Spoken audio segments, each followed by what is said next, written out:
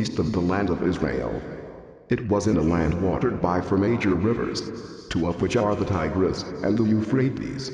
There can be no doubt that the book of Genesis located the first orchard in the highlands where these rivers originated in northeastern Mesopotamia. Bible and science are in full agreement.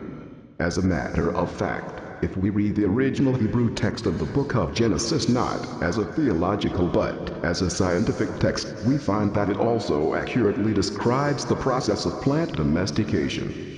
Science tells us that the process went from wild grasses to wild cereals to cultivated cereals, followed by fruit-bearing shrubs and trees. This is exactly the process detailed in the first chapter of the book of Genesis. And the Lord said, "Let the earth bring forth grasses, cereals that by seeds produce seeds, fruit trees that bear fruit by species, which contain the seed within themselves." And it was so. The earth brought forth grass, cereals that by seed produce seed by species, and trees that bear fruit, which contain the seed within themselves by species. The book of Genesis goes on to tell us that man, expelled from the orchard of Eden, had to toil hard to grow his food. "By the sweat of thy brow shalt thou eat bread," the Lord said to Adam. It was after that Abel was a keeper of herds and Cain was a tiller of the soil. Man, the Bible tells us, became a shepherd soon after he became a farmer.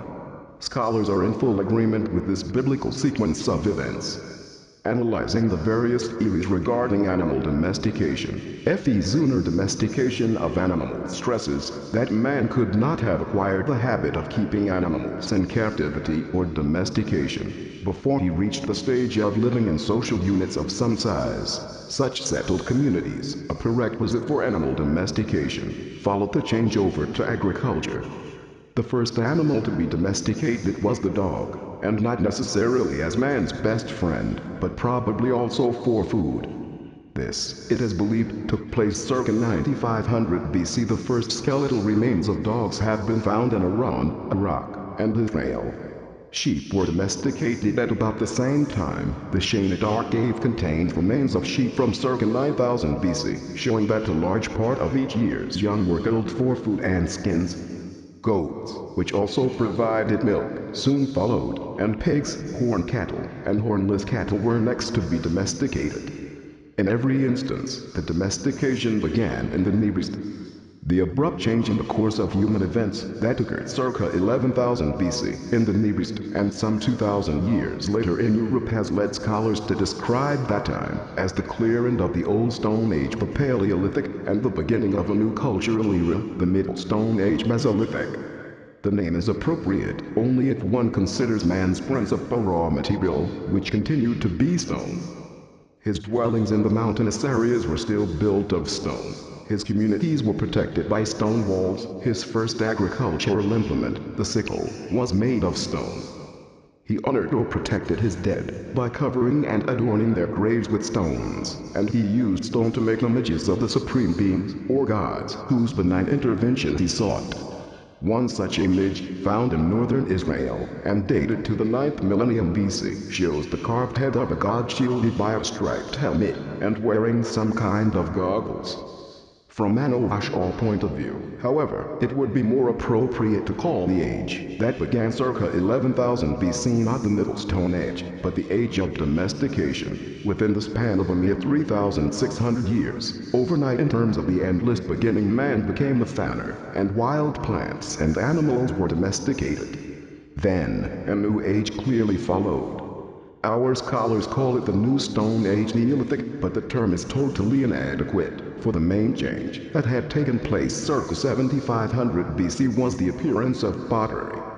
For reasons that still elude our scholars, but which will become clear as we unfold our tale of prehistoric events, man's march toward civilization was confined, for the first several millennia after 11,000 BC, to the highlands of the Near East. The discovery of the many uses to which clay could be put was contemporary with man's descent from his mountain abodes toward the lower, mud-filled valleys.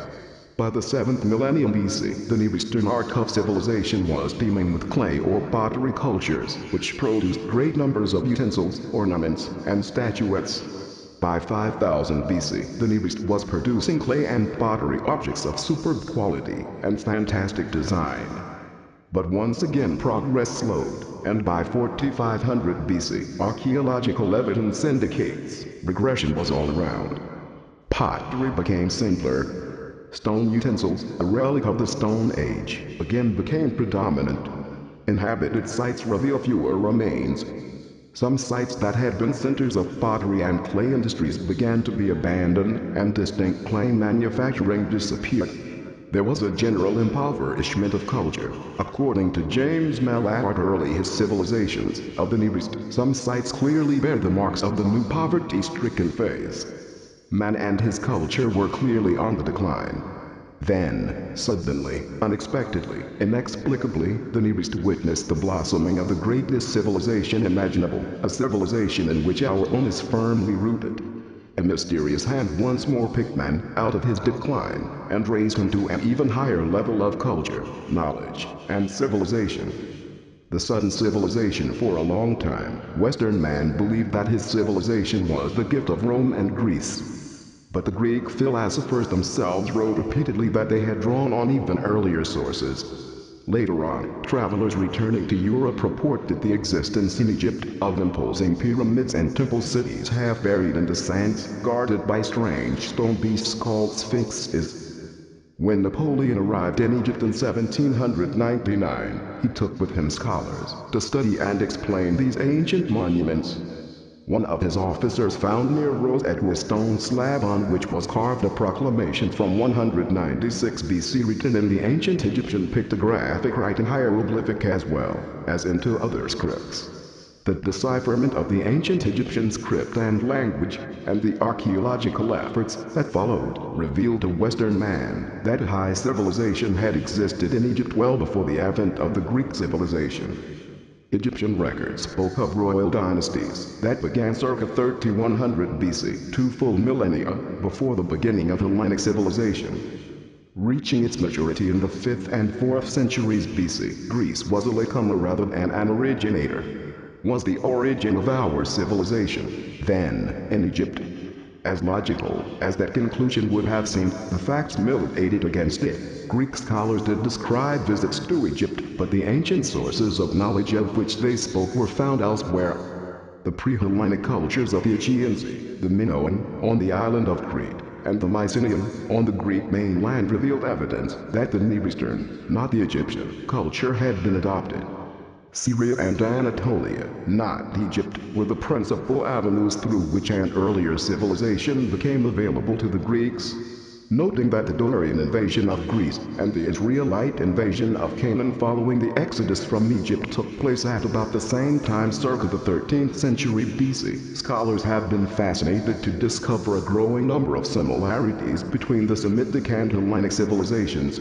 Professor Cyrus H. Gordon Forgotten Scripts evidence for the Minoan language opened up a new field of study by showing that an early Minoan script, called Linear A, represented a Semitic language. He concluded that the pattern, as distinct from the content of the Hebrew and Minoan civilizations, is the same to a remarkable extent, and pointed out that the island's name, Crete, spelled in Minoan Krita, was the same as the Hebrew word Koread, walled city, and had a counterpart in a Semitic tale of a king of Koread. Even the Hellenic alphabet, from which the Latin and our own alphabets derive, came from the Near East. The ancient Greek historians themselves wrote that a Phoenician named Cadmus Ancient brought them the alphabet, comprising the same number of letters, in the same order, as in Hebrew. It was the only Greek alphabet when the Trojan War took place. The number of letters was raised to 26 by the poet Simonides of Ceos in the 5th century BC. That Greek and Latin writing, and thus the whole foundation of our Western culture, were adopted from the Near East can easily be demonstrated by comparing the order, names, signs, and even numerical values of the original Near Eastern alphabet with the much later ancient Greek and the more recent Latin. The scholars were aware, of course, of Greek contacts with the Near East in the first millennium BC, culminating with the defeat of the Persians by Alexander the Macedonian. In 331 BC, Greek records contained much information about these Persians and their lands, which roughly parallel today's Iran. judging by the names of their kings, Cyrus, Darius, Xerxes, and the names of their deities, which appeared to belong